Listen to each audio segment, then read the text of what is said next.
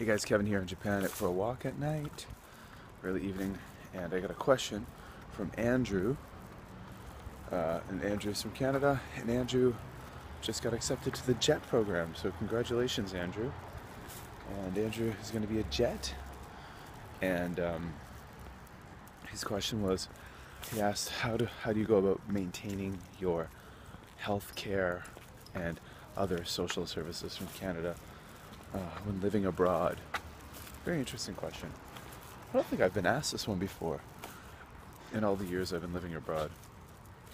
I'm just going to sit down here. I'm going to speak kind of quietly because I'm sitting outside of an apartment building. But yeah, so let's see.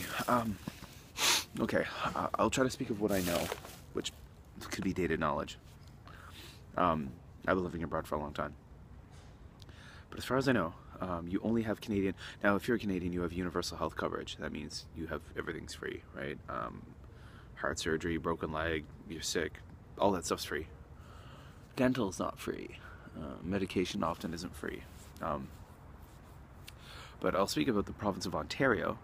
If you have an OHIP card, Ontario Health Insurance Plan card, and you move abroad, I believe it's good for a year.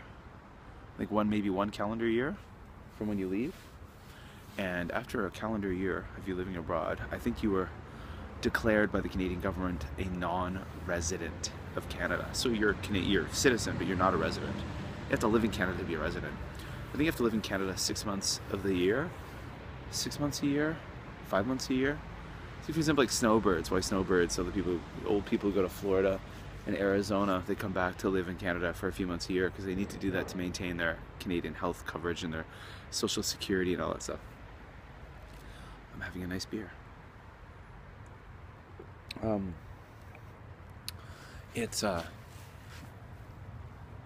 So once you leave Canada, so for that year, for example, if you have an OHIP card, you're pretty much covered while you're away by your Ontario provincial health coverage.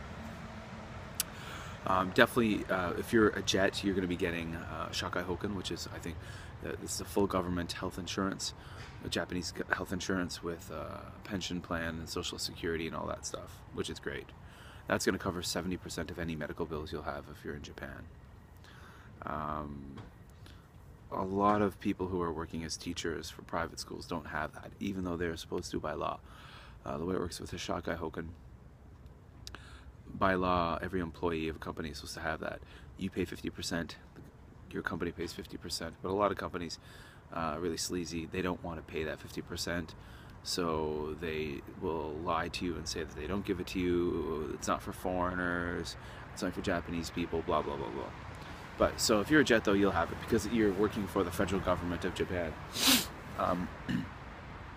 But I think, for that year, for the first year that you're in Japan, you'll be covered by your Canadian health insurance, which can, cover a lot of things. I remember years ago, and this is kind of a horrible story, but years ago when I was living in Korea, I met a guy from Ontario who was an English teacher.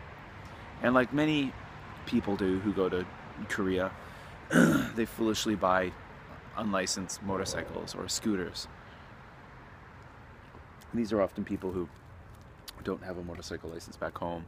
They don't bother to get like an international license. They don't get a Korean license. They'll just go and buy a scooter cheap, and they don't even get like a license for it or register it. And this guy was, unfortunately, he was hit by a bus, of all things, actually, and like literally the wheels of the bus went over him. So he was damaged quite extensively. He survived, but he was a broken man. And I remember visiting him in the hospital, and he was in a world of pain, a lot of bones broken, a lot of internal injuries, and it took him months just to stabilize enough where he could be transported back to Canada. And I believe his Ontario health insurance actually covered for his special transportation back home to Canada. But once you're gone for over a year, that's gone. You don't have that coverage. So then what's going to happen if you decide to stay on as a JET for 2-3 years? When you go back to Canada, again, if you're an Ontario resident, it's probably pretty similar in most.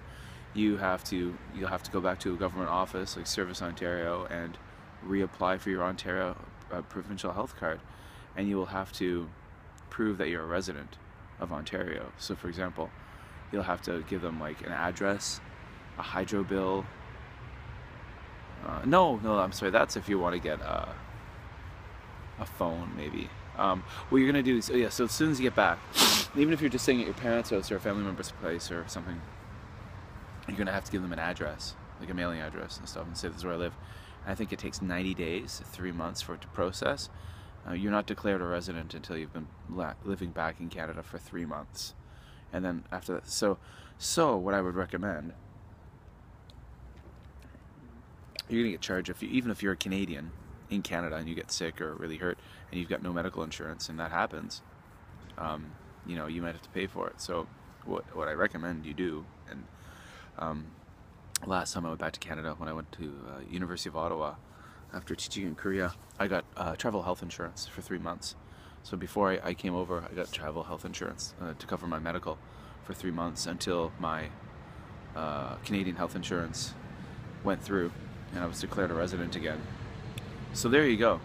But one great thing about being a Canadian versus American, and Americans are wonderful, don't get me wrong, but if you're an American, every year, that even if you live abroad, if you've been living abroad for 10-15 years, you have to file for income tax every year. Even if you don't owe anything. For example, if you're not a property owner in America, you still have to file income tax every year. If you're a Canadian, as soon as you're declared a non-resident, you don't have to file taxes anymore. So for example, if you come to Japan in 2014, even if you've worked 1 day in Canada and were paid for working 1 day legally in Canada in 2014, you're going to have to file your income taxes. But the following year, so you'd have to file them in spring of 2015. The following year, you don't have to file income tax, and nothing would be deducted from your pay. Or nothing would be deducted. You don't have to owe anything. Unless, it's like you have your complicated, maybe if you have investments in Canada or RSPs or you own property, that kind of thing. Then that's a different story. I never did. So, yeah. So there you go. A little bit about maintaining health insurance and stuff like that. You really can't. Once you've become a non-resident of Canada, it's gone. But once you go back to Canada, you're declared a resident again, you get it back. But so just make sure you get good health insurance. I'll always say that to anybody who's going to come to Korea, come to Japan, to teach anywhere. Make sure you get health insurance, and often make sure you have good health insurance. Please do that, okay? Do some research into getting health insurance before you come. That's really important.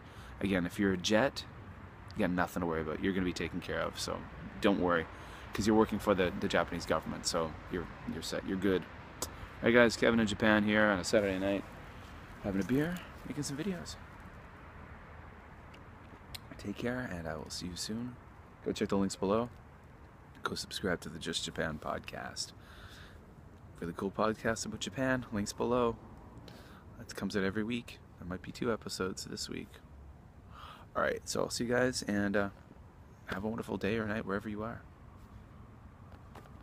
Oh, and happy Easter. It's Easter tomorrow.